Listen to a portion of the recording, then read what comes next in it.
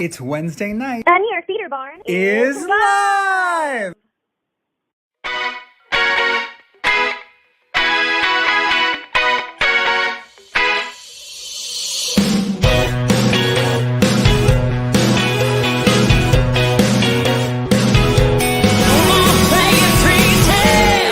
I see color for the first time. Finally, I can feel the sunshine. My heart's singing for the first time. Baby, is this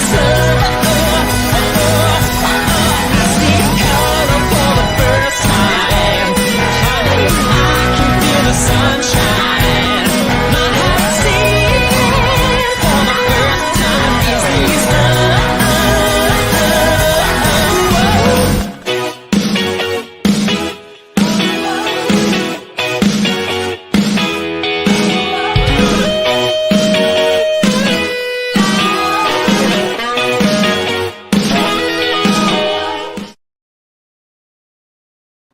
Good evening and welcome to New York Theater Barn's New Work Series Live. I'm Joe Barros and I'm the Artistic Director. And I am Jen Sandler and I'm the Associate Artistic Director. Tonight, we are excited to present excerpts from the new musicals Starry and Seasons. Starry is the viral musical from Matt Dahan and Lynne D'Angelo, and Seasons is the popular new song cycle from Tyler Tafolla.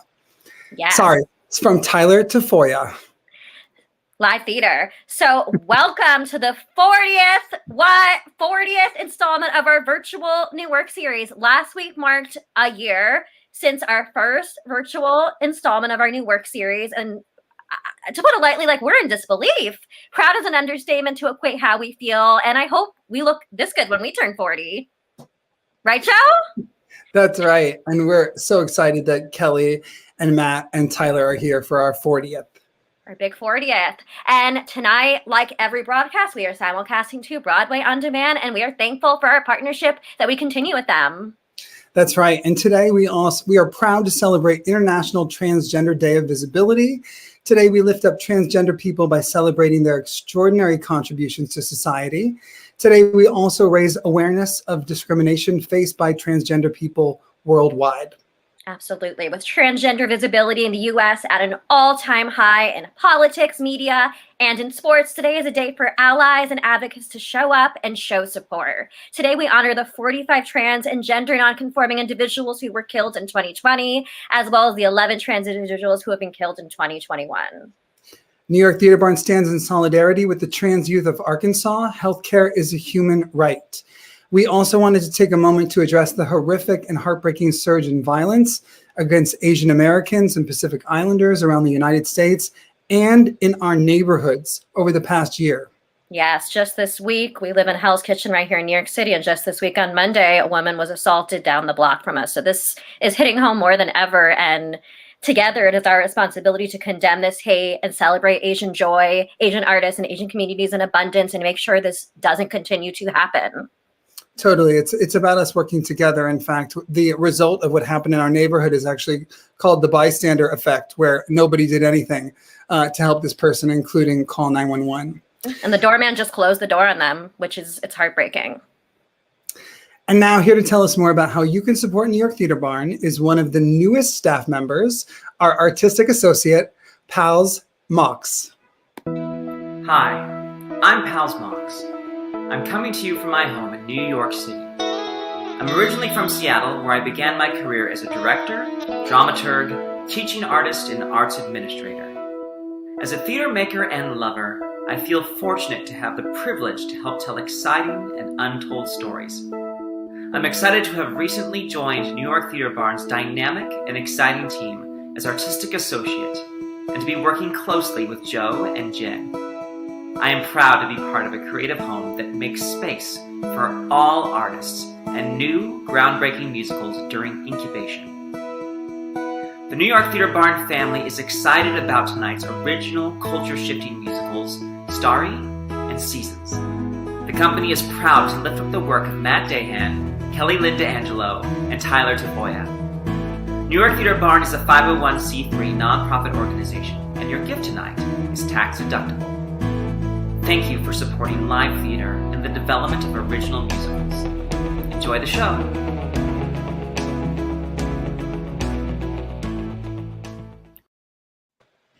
Thank you, pals. You have been an integral part of our team since the moment you joined us. We're thankful for your voice and all you're bringing to our company.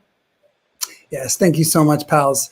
Making a gift tonight is easy and fun. Tonight, you can quickly donate by text at any point during the presentation or even when it's over. In fact, you can donate by text for the rest of your life in any moment that you want.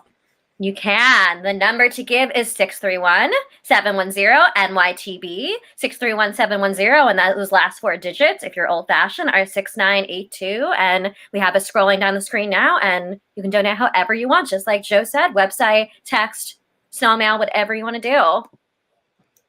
That's right. So last week was the second installment of our A Seat at the Table Roundtable series.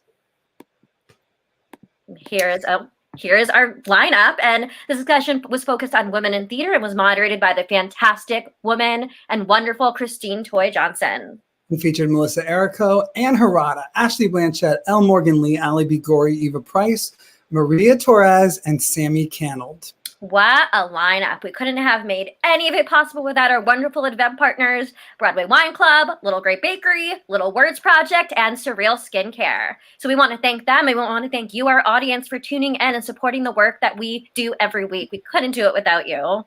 Yeah, the panelists loved all of those goodies, especially the cookies. Yeah, and then the bracelets, I'm wearing mine right now. Just everything. We're so grateful and thankful.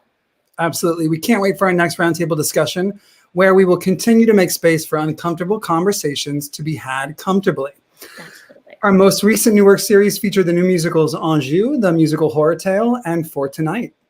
Here's a clip from our presentation of Guillermo Mendez M., Guadalupe Sandoval, and Javier Villalta's Anjou. Take a look.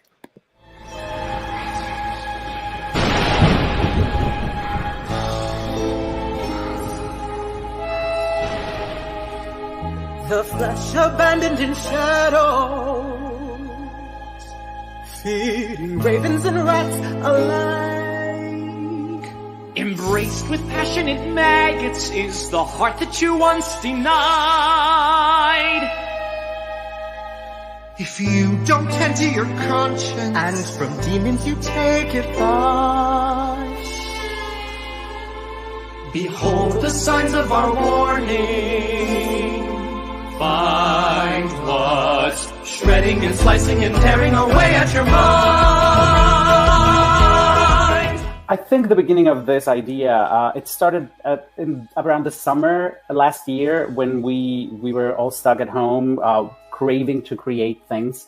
I started doing socially distant duets with friends. And one of those duets was a duet that I sang in Anjou when I did it a few years ago. And it got really great response online. And that's when I was talking to Javier, and he is the one that said, let's do the whole show. This was a great opportunity for us to showcase a musical that was not originally written in English. It's a very, very unique thing. So as the show begins, the spirits of the people who died in the San Bartholomew's Day massacre appear to tell us this cautionary tale, this tale of horror. I mean, I think this has Shakespearean magnitude. It's about the emotions, and it's about a moment in history that keeps repeating, about the atrocities that happen and the abuse of power. Lo que me llamó muchísimo la atención es que podía ser un retrato de pasiones humanas universal, inteligente, no es una sola palabra, pero creo que de buena calidad. Un gran musical, que en México estamos capacitados para producir este tipo de obras, capacitados para escribir y producir este tipo de obras, que son de nivel internacional. As we're equally, unequivocally, the grand heart that shall forever thrive. I'll give you power, imposing with greatness, strength, any mountain cower. The mightiest trembling as they hear your name. We'll bow as the wound you reclaim.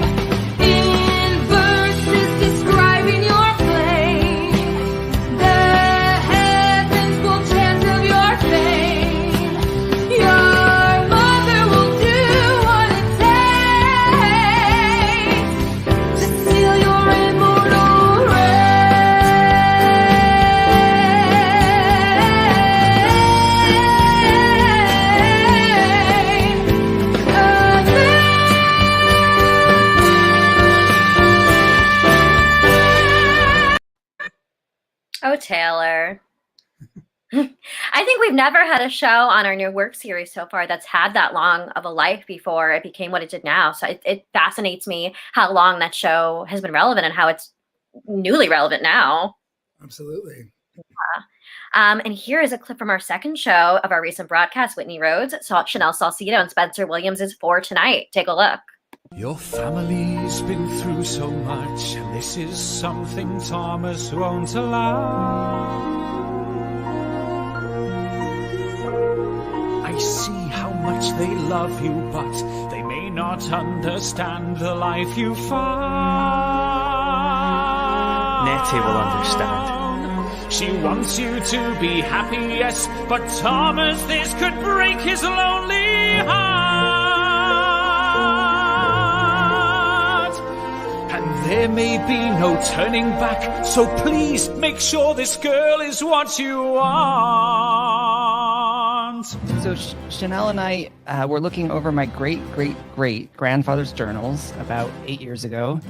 And we were trying to figure out, like, where's the show? What's the adventure here? What do we want to tell? And we realized in the first 4 paragraphs, that's where the show was, which was about him losing his parents to the cholera epidemic, to falling in love, moving away to Liverpool, and then eventually emigrating to America. But how do you get to the spot to make that big choice to move across the world, to leave your family behind, to leave your culture behind, and start completely fresh? The conflict is also based in how each of the siblings took a different path after the death of their mother. And, you know, every family deals with grief differently. And for me, as someone who grew up in Lincoln, Nebraska, and went away to college and never looked back, I really resonated with that idea of discovering my own path, forging my own path, and the challenges that come along with that.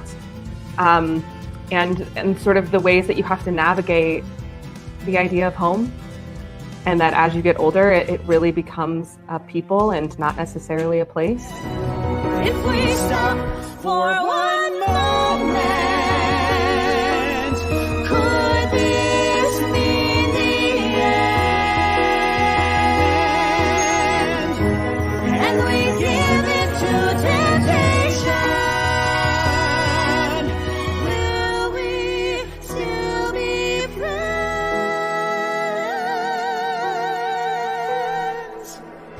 So while really taking care to bring Welsh and Romani and historically accurate ideas and languages and words and just textures, you know, choral textures and rhythm, you also just embrace that you are just one of the best pop songwriters that I have ever heard in my entire life.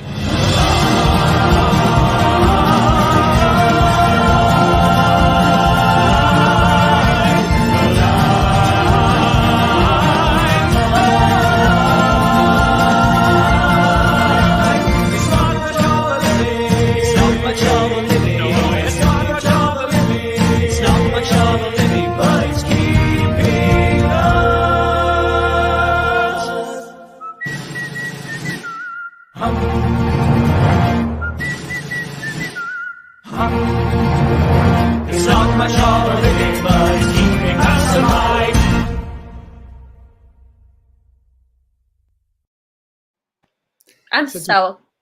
You go. You go.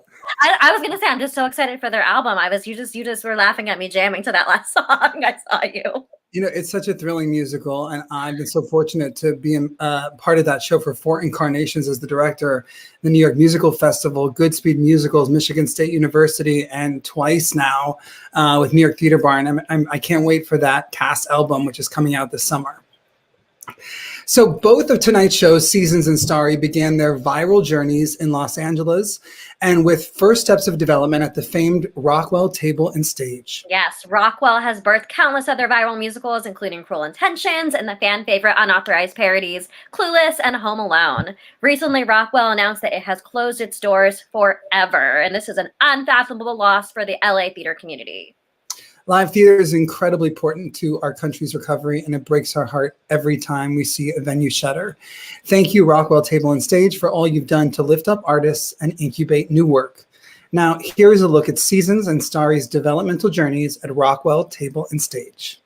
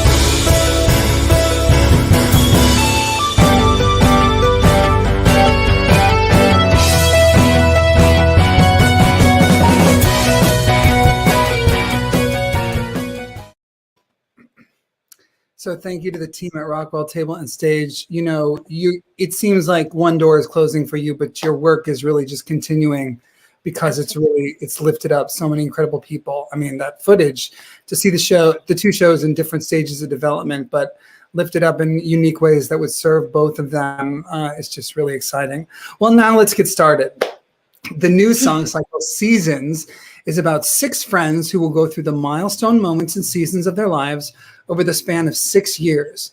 The story is told through the eyes of Max, who so desperately tries to keep his small family of 6 friends together. He discovers that life doesn't always work out the way we plan it, and that friends drift apart. Max and his friends come of age as they find out why seasons must change.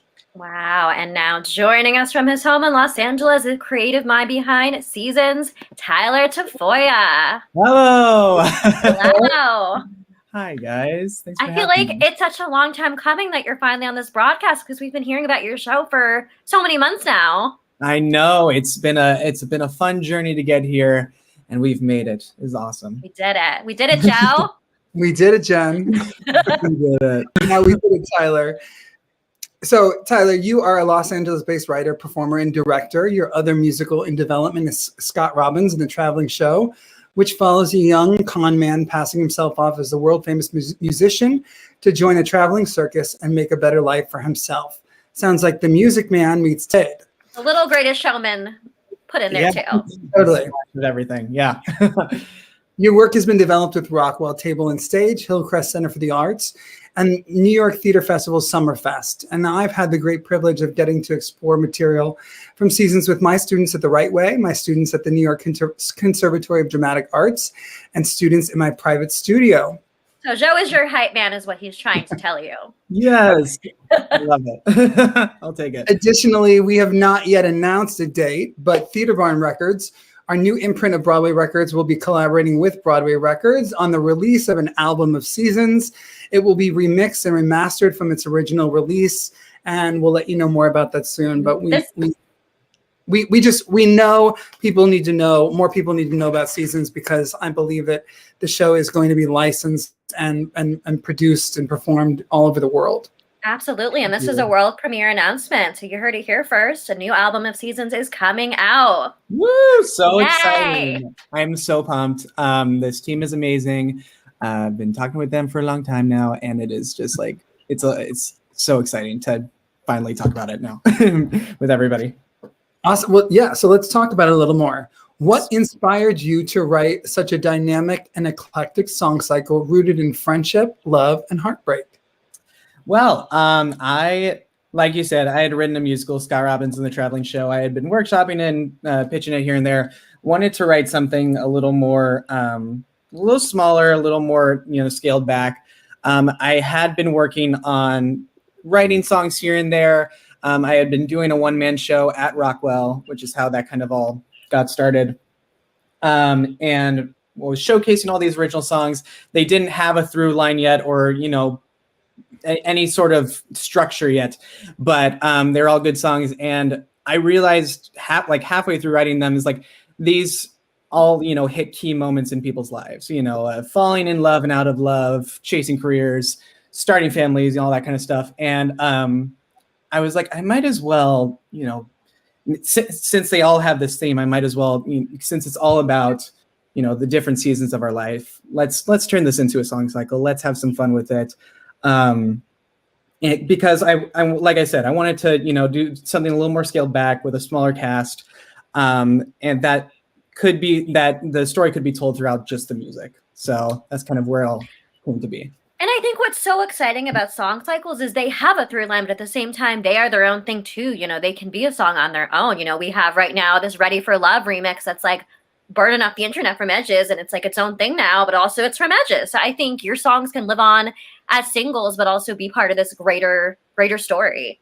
Yeah, that's the exciting thing. You can like listen to any of the songs on the album now and take, you know, just take the song as itself and see a whole arc of a person's character throughout it. So that's fun. That's exciting stuff. They're like mini one-act plays. And one of the songs I really love is called One Step Behind, which we're going to hear later. And I could immediately relate to the song. I went to kindergarten early when I was 4, and it was it was a really traumatic year for me. It was, for those of you who know the story of my grandparents, it was the year my grandparents were dying, and it was incredibly painful for my family. And so I actually stayed back in kindergarten. I did kindergarten twice. But that moment, which might have seemed like strange at the time, my parents supported me through it.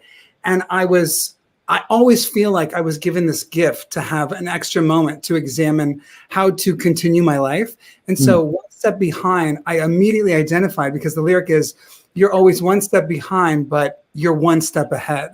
And so I feel like by being pulled back, I was able to get even further. And I thank my parents for trusting the educators for seeing that. That's amazing. Oh my gosh. I'm so happy you took that from that. That's awesome. Joe, I feel like sometimes your life is a musical. Right?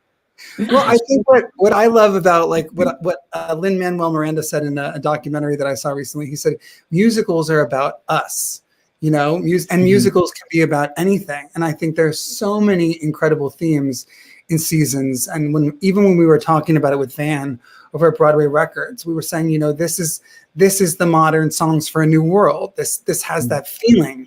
Yeah, that's totally like the way I, you know, went about it. It's like we have, you know, like you said, we have 6 characters. They're all going through different, you know, journeys of their life. They're going through their different seasons, and sometimes they come together, sometimes they separate, and seeing how, you know, the lines cross and, you know, move away from each other. That's the exciting stuff. And when you're talking about One Step Behind, like, and talking about like, you know, musicals are about us, that song in particular is definitely specifically a song that like I was in a moment, you know, where I was like, you know, thinking to myself and thinking about the person that I would want to be with someday, and thinking like, I'm ready for you. I'm excited, you know, whoever you are, maybe I've met you, maybe I haven't yet, but, you know, I can't wait till we meet again or meet for the first time. Either way, just know I'm going to be in it to win it. Which is funny because literally like a couple months later, I met my now fiance. So who's on this album? Who's on this album? So it all connects. And I think like at the end of the day, love and friendship and heartbreak, they're so general, but at the same time, there's something that everybody goes through. And like this last year in quarantine, we're all alone and we need friends, we need relationships more than ever. So the idea of what you're writing about, it's so universally important in a way that I think you probably never even thought about when you originally wrote it. Well, I mean, for me, like I love breaking down things to its simplest form that can be accessible for everybody. Like when I'm writing, I think like I'm writing in the headspace of like, you know, what's something that we've all gone through? We've all experienced falling out of relationships, falling out of friendships, you know, especially within this last like, you know, like 10 years ago, 15 years ago, I was in high school and you're telling your friends like, you know, oh, we'll always stay together forever, you know, and then like life happens. Yeah. So, and it's not a bad thing. And that is okay to become different people as you age. So I think with the show, it just kind of like allows people to like, hey, it's okay. You're doing okay. Don't feel the weight of everything you're thinking. Yeah, and especially the last year, because, you know, there's people where like I'm closer than ever with them. There's people where I haven't seen them in over a year, and it's all a test right now, and it's all, everyone, we're all going through things, and we all need each other in different ways. Yeah, and especially like because we recorded and I finished a lot of this during all of last year, and the thought that kept coming by, which is kind of the crux of the end of the show, is like we don't have control over a lot of things that happen in our life, especially like last year. We can't go back, we can't fix it, we can't change it. So what are we going to do moving forward? Where are we going to go from here? So yeah, it's our narrative that we have to follow, but we can't change the narrative. It's written, and that's that. Exactly. Put it lightly. So tell us more about the development of your show. Rockwell, as you said, has played a huge part in your development, and it's kind of what led you to your concept album. Yeah. So we did the Rockwell show, and that was awesome. And then I decided to do the song cycle, and it was pretty much just like a writing experiment for me, just to see if I could do it.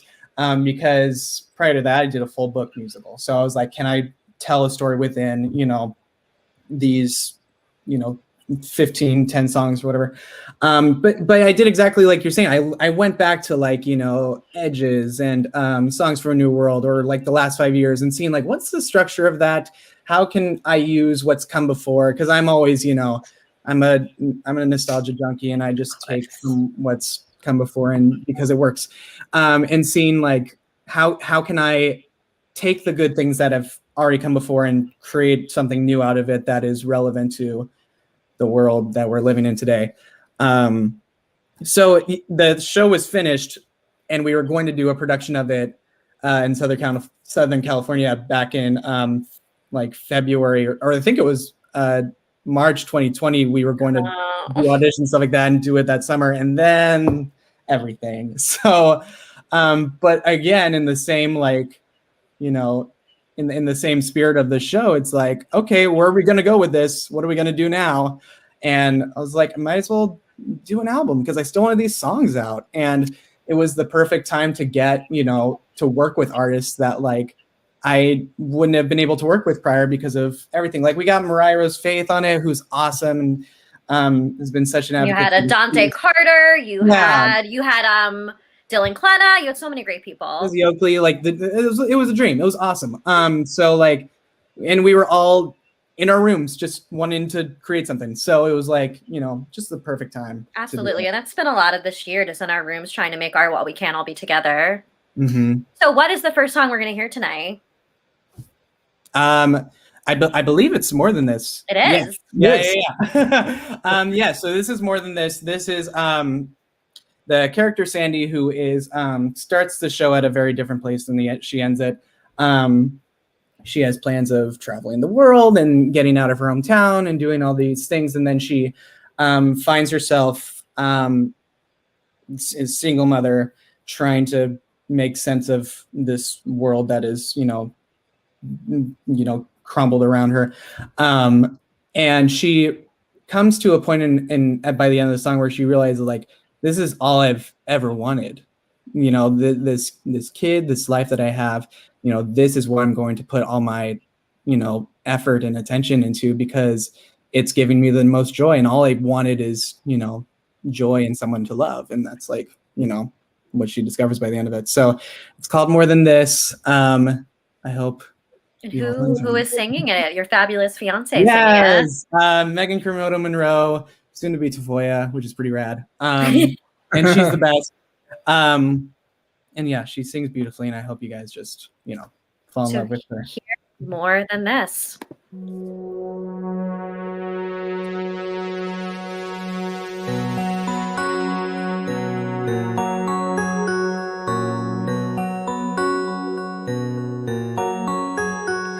There were times in the summer, there were moments I thought he'd change.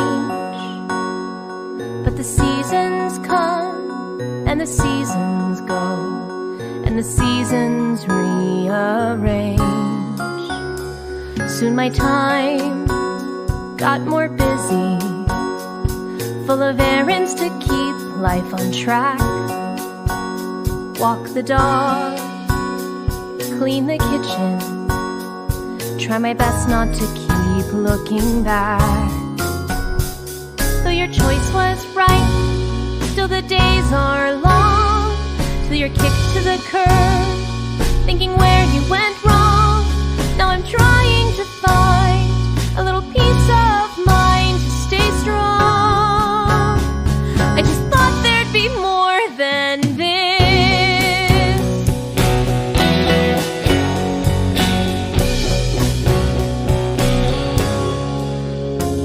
There were times in the summer, there were moments I knew he'd leave. There were signs I was selfish and perhaps a bit too naive.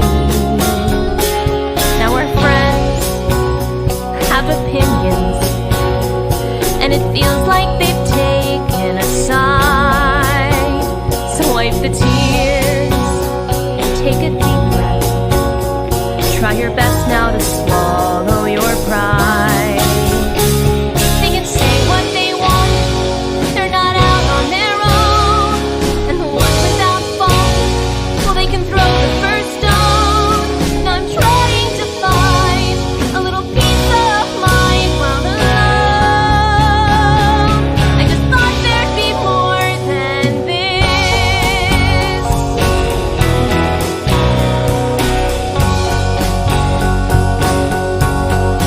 With all the ups and downs, we still somehow don't really know what life will bring.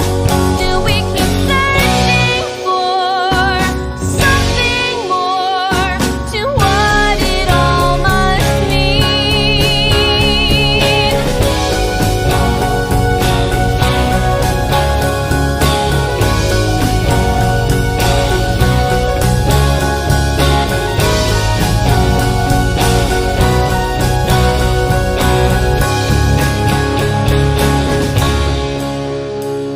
Now I see your face, and I see your smile, and it's worth all the pain, and it's worth every trial.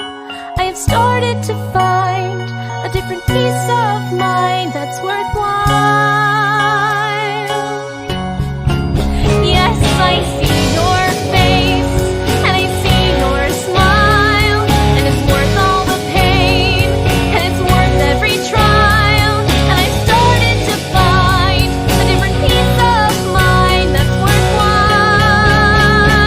And I'll never need more than this.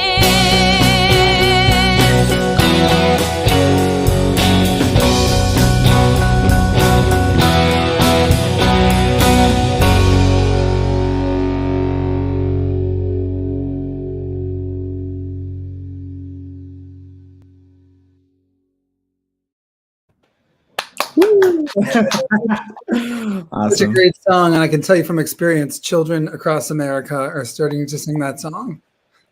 Yes. Absolutely. So great. So I So much. wanted to quickly ask you before we saw the next song.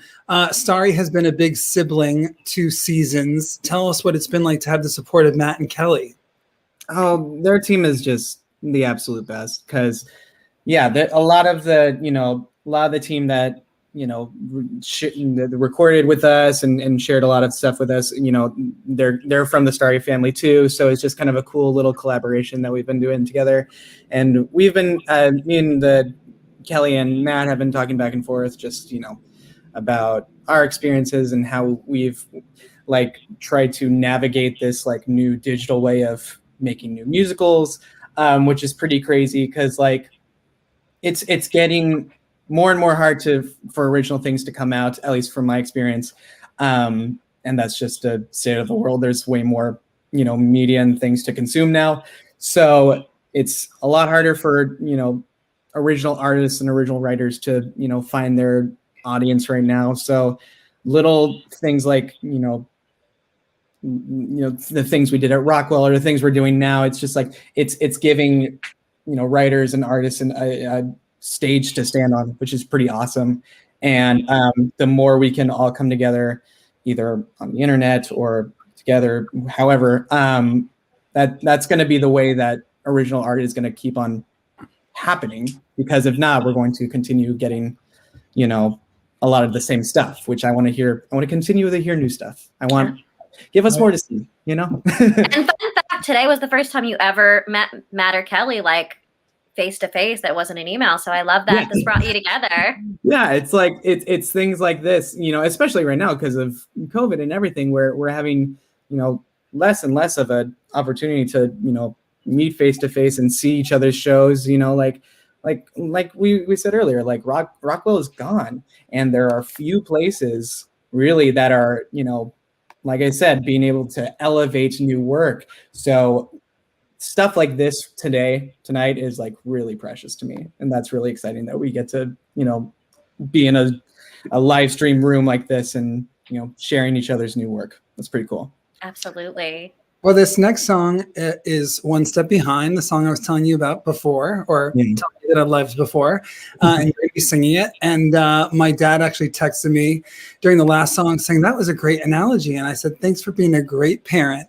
My mother is burning up this chat right now with nice compliments. So our parents are winning tonight. Yay, parents. I love it.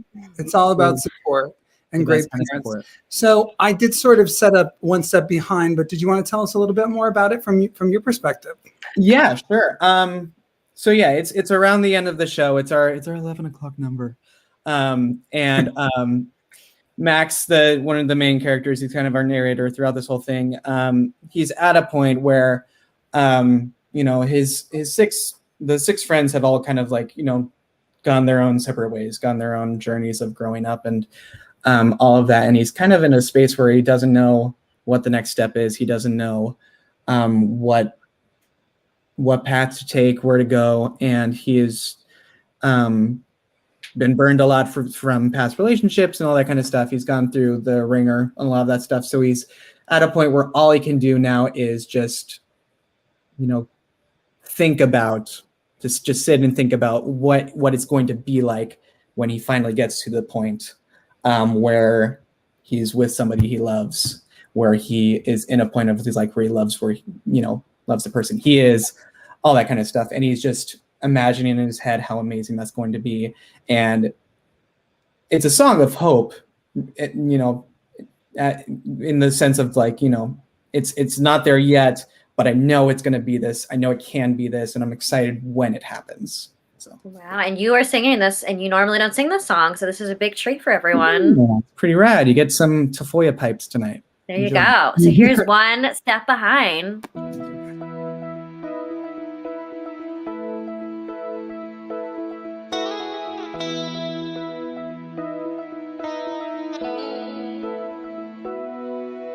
We haven't yet properly met, or maybe we already did. Perhaps I have known you for all of my life, and you knew me when I was a kid. Well, I'm sorry if that were the case. I had lots of growing to do, and there's no guarantee, there's not more still to come, but it's worth it if it brought me to you. So forgive me if I start to shake. There's so much I still haven't said. I'm always one step behind, but I'm one jump ahead.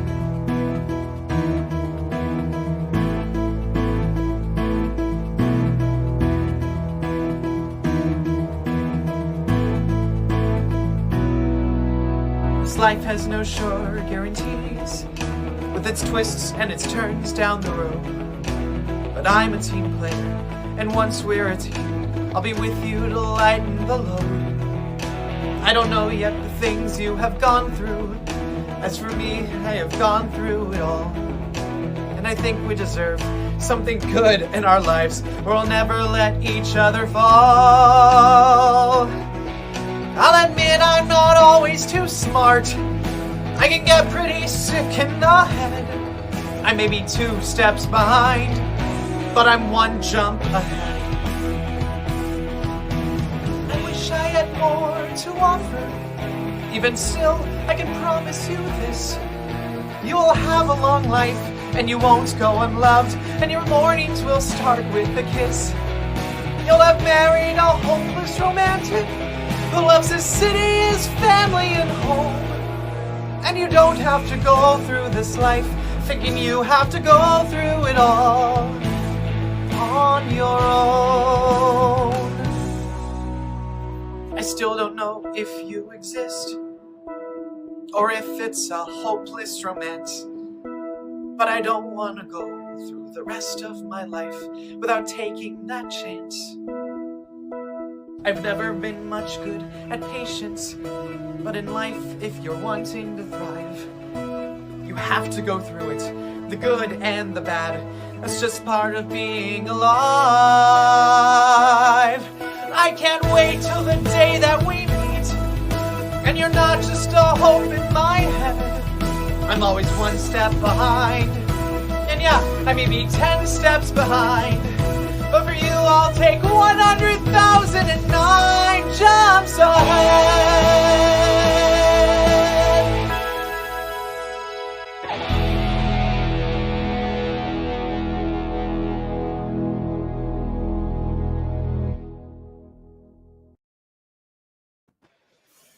Wow, you should have seen Matt Dahan playing the air drums. If you need an air drummer, you should definitely have Matt, let's collab. I'm ready. Oh gosh, that's awesome. Well, beautiful, beautiful work. We cannot wait to release this remastered and remixed album with Broadway Records. In the meantime, we want to direct people to learn more about the show. So this is where they can listen to the album now. And then we'll let you know more about the Broadway Records and Theater Barn Records release. And this is only the beginning, so we're so glad we can introduce you to Seasons tonight. Yes, thank you everyone who, I'm looking at the comics, some people are like, this is my first time listening to it. I'm like, thank you guys. Yeah, so we much. have so many, everyone is so supportive tonight. Zaza we have, such a great song, so relatable, joy, everything. Well, awesome. Thank you all so much. I really appreciate it. It's awesome. We appreciate you. Thank you, Tyler. We'll see you soon. Cool. Thanks, See everyone. you soon. All right. Well, now it's time to move on to our next show, Starry. Starry has book and lyrics by Kelly Lynne D'Angelo and music and lyrics by Matt Dahan. The new musical Starry tells the story of brothers Theo and Vincent van Gogh, never heard of them, inspired by thousands of letters and told with a riveting contemporary pop rock score. The iconic painter and his brother embark on a journey together to find the power of expression. Oh, Starry, Starry Night. I get it. Yeah, you get it? And now joining us from their homes in Los Angeles are the writers of Starry, Matt Dahan and Kelly Lynne D'Angelo. Hello. Hey guys, thanks for having us. Of course. And yesterday was Vincent van Gogh's birthday, so this is so serendipitous. Someone had a birthday. Has been in this whole show. Serendipity seems to be the gum theme. And he's still pretty young, right? Was he 160? 168. There you go. 168. He's a young 168. No, doesn't look a day over 160. And we have Joy. Hi, Joy. Joy. Hey, Joy. Hey. Great to see you, Joy. All right, well, let's dive in. So, Matt, your music career started with a deserted upright piano and a Talkboy tape recorder in the suburbs of Boston, Massachusetts. That sounds wicked weird to me. Or I should say wicked weird. Wicked. You've written songs and scores for over a dozen films, including the musical How Sweet It Is, for which you were named an Academy Awards semifinalist for Best Original Song and Best Original Score. Wow. You are best known for your affiliation with the sensation that is Star Kid and are the musical director and orchestrator for The Guy Who Didn't Like Musicals, Black Friday, and Nightmare Time. Kelly, you're a writer for television, recently including TBS's Miracle Workers, Netflix's Spirit Rangers, and Adult Swim's Final Space. Wow. You also write books and musicals, of course, and you are the co-writer of the musical The Count of Monte Cristo with Matt, and were awarded Writer of the Year at the 2019 LA Skins Fest annual gala. You were listed on Broadway World's top 100 Twitter accounts to follow in 2021. I know. I don't know where that came from, but I love adding that to my bio. I'm like, I made it. So Matt and Kelly, how did you come to collaborate, and what was the impetus to create a reimagined musical world dedicated to Vincent and Theo van Gogh? Oh, well, this is now turning into a famous story. of how Kel and I We met. love a famous And story. this is, I was helping a friend move into their new place, and I was emptying the moving van, and I had in my hands a big print of a famous Van Gogh painting, Almond Blossoms. I think does Kel have it up back there? Spoilers, it was Kelly's. And I told my friend, I didn't know you were a Van Gogh fan. And she's like, no, it isn't mine. It's my new roommate, Kelly's. And I found Kelly, and I'm like, you have amazing taste in art. I love Vincent Van Gogh. And she's like, I do too. And I'm like, actually, I'm a musician. I want to write. Yeah. He says, I want to write a musical. And then I cut him off and I say, no, I'm writing a musical about him. And then we never spoke again. And then it was amazing. I was holding this painting and I looked up at him. It was just like a moment with Almond So Blossom. then you wrote 2 dueling musicals, and then you had to pick which one was better. No, that's not what happened. Do I smash this over his head or do we collaborate? And I'm like, we probably should get coffee and talk about this, because it turned out both of our ideas for the timeline of the show, like the era that we wanted to write it, were very, very similar. So it was just complete serendipity, and it started with a moving van and an oversized print of Almond Blossoms. Yes. And so from there we said, let's begin our journey as writers together. We wrote, I had already written the book of the Connemani Crystal, and that was such a great first step for the two of us as a team. Mm-hmm. And then we said, let's get into the big baby after that one. And that one was Starry. So Starry. And tell us more about your development journey, because a lot of it was at Rockwell, like we said earlier, but you have an album, you have been at so many other cool places. Yeah, I guess in some ways it's like, how do you make something out of nothing when you are these creators and you just meet somebody at a house you're about to move into in North Hollywood, and you're like, how do we make dreams possible? How do we make this idea in our head real? So for me personally, I was kind of like, okay, strategize a little bit. Let's get involved. And I already was involved with the local theater community, but we really began at Rockwell with the Festival of the Foundation of New American Musicals, FNAM, which is such a supportive hub. And I know they're going to continue on past Rockwell's closing, because it truly is just a community of wonderful humans. From there, we had kind of put the energy out into the world, having done a lot of readings and independent workshops in our own homes. We said, let's see if there's a possibility of getting a workshop production at Rockwell. And again, kismet, I kid you not, I put the energy out there. I went to go see a show and frequent the places that you do. You know, when you love musical theater, you just see it as much as possible. And I choked on water in front of the audience when I got pulled up on stage. The artistic director thought I was funny. So she bought me a glass of wine after. Her name's Kate Pizzacca. She's lovely. And she said, I think you're really funny. And I said, I write musicals, very candidly. And she said, well, I like you. Would you ever think of putting it up here? And that's how it came to be. And just to put it into perspective, if you don't live in LA, people compare Rockwell to like that at 54 Below here. So it is a breathing ground for new work, the way you put your show up at 54 Below, which leads it to where else you've done it, including 54 Below. Yes. So that was, again, with Matt, if you want to talk about our experiences there, that was amazing. Oh yeah. It was just I'm always about following where the music takes you. And Kel and I were doing a lot of this very organically, just doing readings at homes. Rockwell was next, doing concerts. And then 54 Below came up. And it just seemed like the next cool adventure to do, to develop the music, get to perform on a different coast. And they were kind enough to have us there for 4 shows. And it was just like the Starry greatest hits. You know, we brought the song, see if they sink or swim, see if they connect with an audience, with just strip back, wear your Sunday best, and have just the piano to back you up. And it just turned to this magical 4 quartet of shows. And you've also been at the Edinburgh Fringe Festival.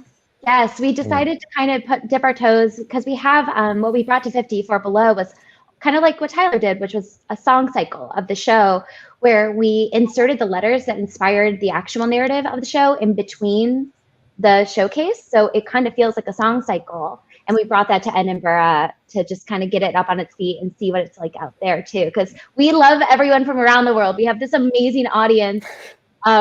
thanks to, the show, but really the heart and the people who put their passion into it and have helped us develop it, which is everyone who's ever been a part of this project from day one. Yeah, I'm seeing people in the Netherlands in the chat tonight. So many cool people. Speaking of a global audience, we're talking about how cast albums are helping writers, helping artists and audiences have access to musical theater in development. So, as we mentioned, last January, you released this highly anticipated concept album, and you have an online fan base of over 60,000 followers combined on TikTok, Instagram, Tumblr, YouTube, and Twitter, and have since garnered over 4 million unique listens and streams on Spotify and Apple Music. And you just we actually hit 7 million more recently. So that was cool to find out. And you did a re-release. You did a release with Broadway Records. With Broadway Records, the amazing team there. One of them just popped in. Hi, Dina. Yeah. Oh my God! Hey. Not only did we do a re-release, we released extra music which I think some of our audience doesn't know. It was so exciting to have them reach out, and they've been such supporters, and they have just brought new life into our show. It's so exciting. So we love them. We love that team so much. Awesome. We love them. We love them, and we love being collaborators with them, with Van and Dina, with Robbie, with that whole team. Absolutely. Broadway Records is sensational. We feel so privileged. Well, we'd love to share the material with people who don't know anything about it, and also with some fans who are here.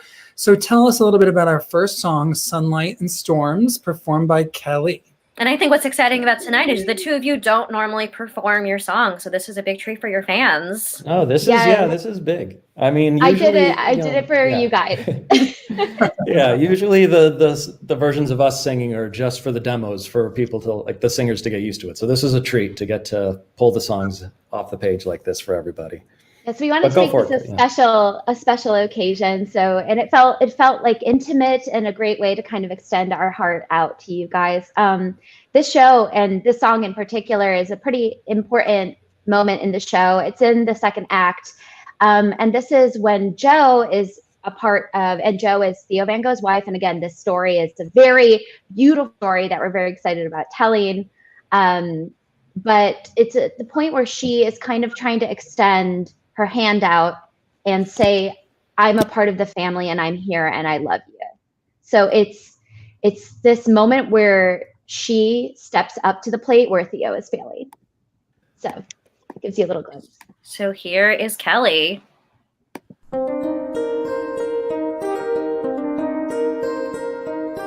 This time the query is directly from me. Now that we're sister and brother, Theo has said so much about you. He rarely will talk of another. Here in our house, reminders of you, paintings and decor, a jug or vase, no matter the place, your taste through every door. Married 3 weeks already, my God, it feels like we've always been. Nothing is strange, nothing is boring. He's my husband and my friend. Together we'll see both sunlight and storm. They're equally sacred to us. So trust in our house that you have a home against the noise and rush. I confess I'm a mess more often than not. For thrice, maybe twice per month during the pod, but we're happy, Vincent. We're happy, and that's enough. No, we don't always know the right way, but we're doing our best, and our best is okay. We're happy, brother. We're happy, and that's enough. That's enough.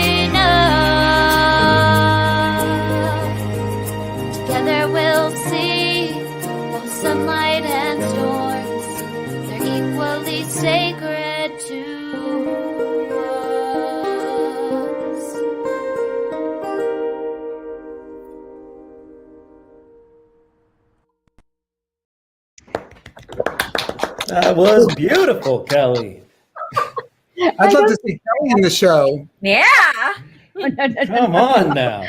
That was amazing. Joe, being able to sing that song, everyone who's ever sang that, it is such a beautiful interpretation. You can just feel Joe coming through. So it wasn't me, that was Joe Van Gogh Bonger channeling through me. We'll say that.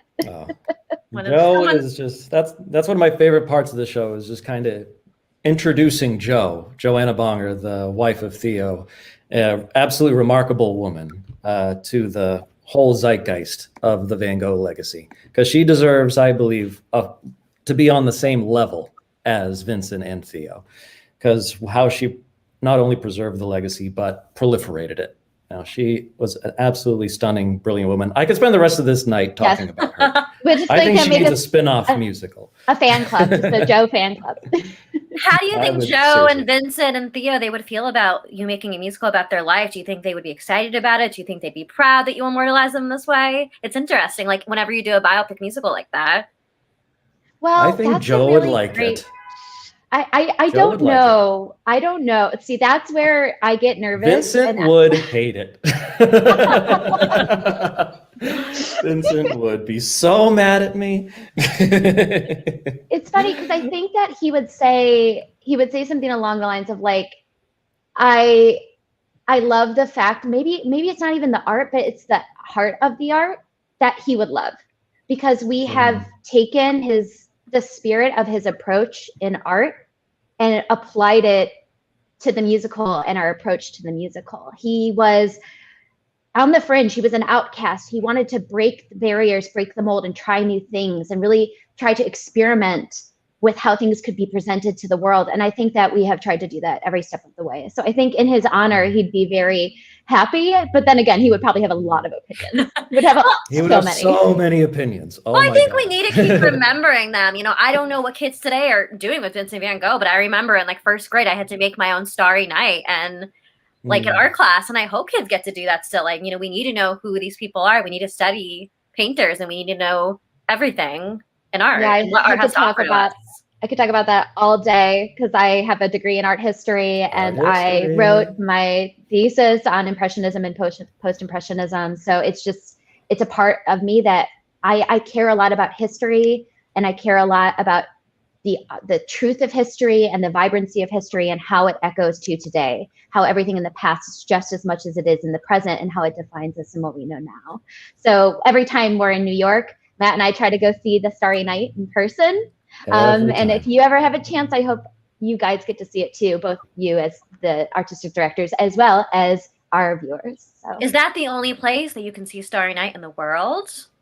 It is. Wow. It is. The one and only. The one and only. Back when the MoMA got it, I think it was modern art. Like, you know, back when it was painted in 1889, it was even a little old for it then, but it's like, we're never letting go of this thing. It's not going anywhere. So I hope our teachers out in the world, I hope you're having your first graders make their own Starry Night. They need to do it. I know. Oh, yeah.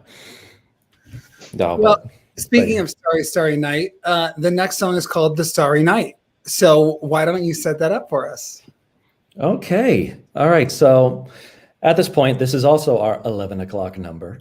And near the end of his life, Vincent was living in an asylum, and so much of his life had been a struggle mentally, physically, artistically. Right before the song, he receives a letter from Theo, his brother, that he had sold his first and what would turn out to be his only painting that he would sell in his lifetime, a beautiful painting called The Red Vineyard.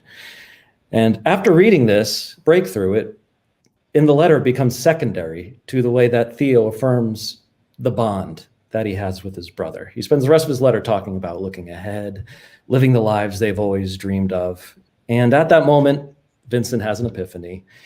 And Vincent, as he so often does, took that overwhelming negativity of everything in his life, and he transformed it into something magnificent, something that is down the street at the MoMA in New York City, something that harnesses the full power of expression like he always wanted to. And he never lived to see Starry Night be a success. It was after he passed that it became what it is now. It's criminal. Yeah, so much of his success came after his life, and not soon, not that far off from after his death. He was everywhere. But I think he knows now. And I think of it every time I look up. I'm sure he knows. Well, here is Matt singing The Starry Night.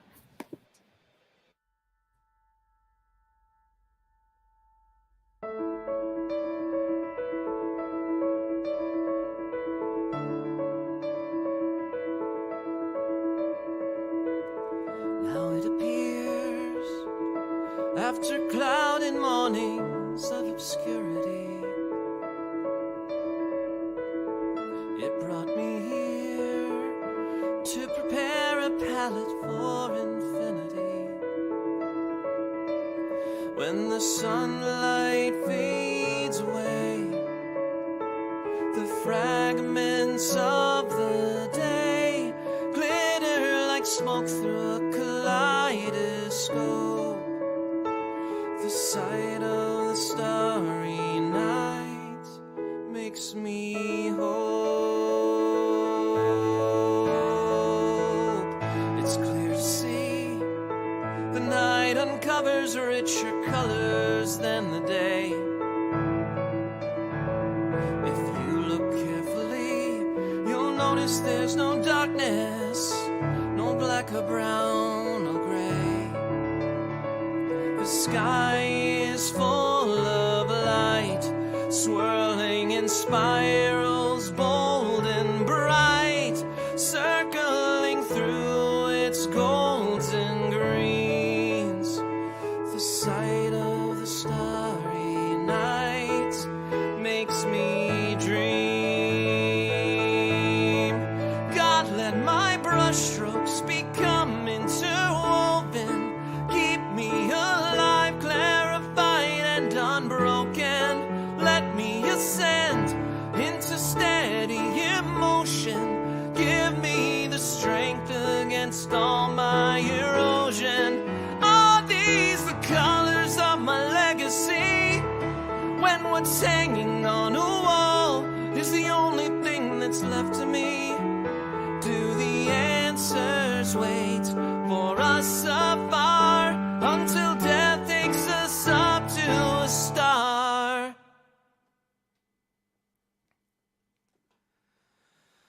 What happens when we die? The answer's in the sky. The dawn's no guarantee, but the sight of the starry night, the sight of the starry night makes me free.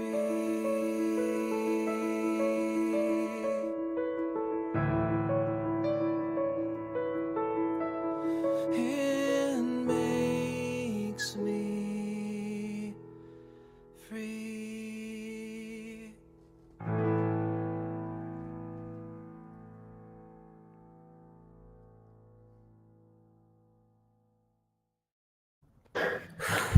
Like, you made emotional.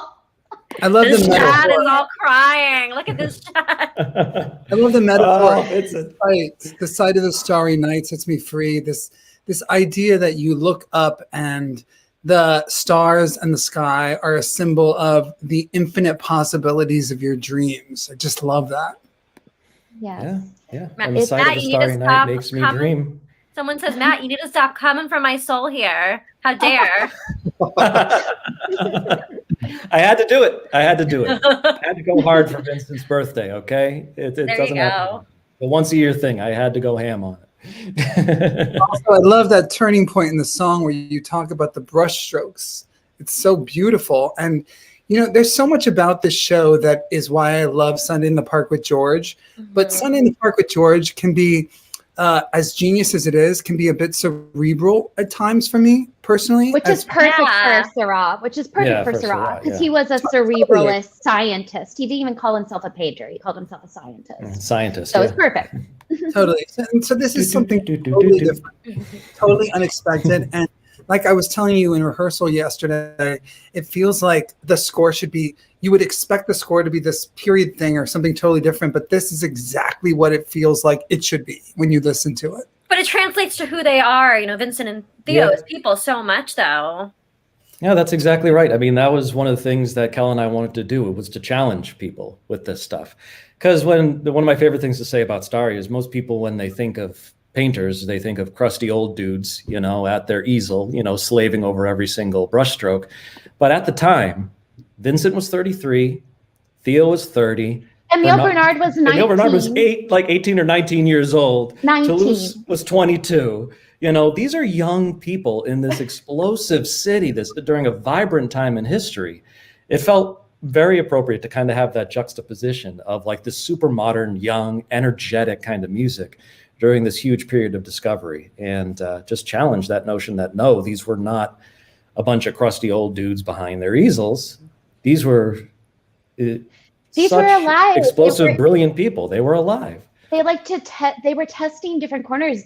Back in this time, there was an actual period of quiet and no war. Like there was an actual period, 20 years of no war. So because of that, there was just an explosion of creativity. And, we wanted it to feel much as the Renaissance of today is, even in the book and in the lyrics, we wanted it to feel modern and accessible because that's who they are as people. Even though the story is in the past, it is accessible, and it's our story.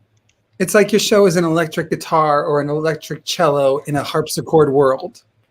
Yes. Oh, I like that. Yes.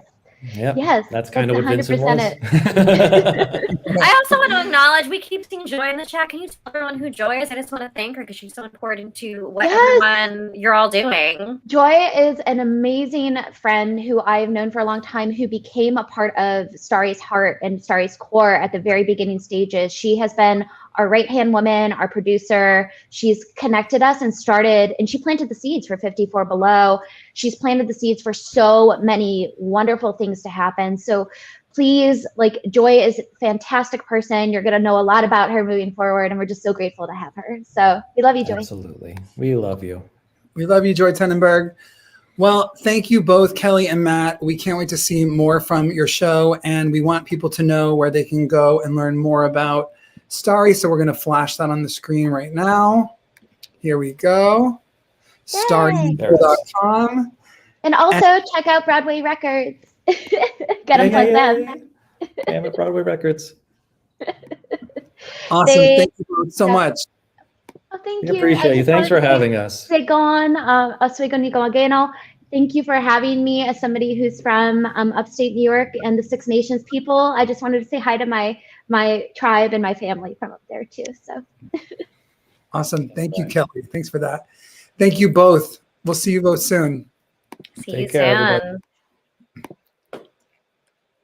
Well, that is our show tonight. We'll be back in 2 weeks on Wednesday, April 14th at 7 p.m. like usual, Eastern Standard Time, with the new musicals 10 Brave Seconds and Mimosa. Ooh, 10 Brave Seconds and Mimosa. 10 Brave Seconds is written by Jeff Talbot and Will Van Dyke, and Mimosa is written by Lauren Taslitz and Danny Yersetti. It takes an incredible amount of work to make tonight's show happen, and in order to continue to lift up artists and original musicals and produce albums of new musicals, we really need your help. So please join our generous donors by making your gift today on our website at nytheaterbarn.org/give. As we said, you can also donate quickly by text at 631-710-NYTB. That's 631-710-6982. And you can text us anytime from your bed, from the bathroom. Again, 631-710-NYTB. Those details also follow below in the video description. Yeah, it's true. Anytime, just like Joe said. And again, that link is nytheaterbarn.org/give. Or if you are old school, 631-710-NYTB, 631-710. Those last 4 digits are 6982. Thank you for tuning in as always tonight and every time we see you. And thank you for supporting live theater. See you soon. Good night. Good night.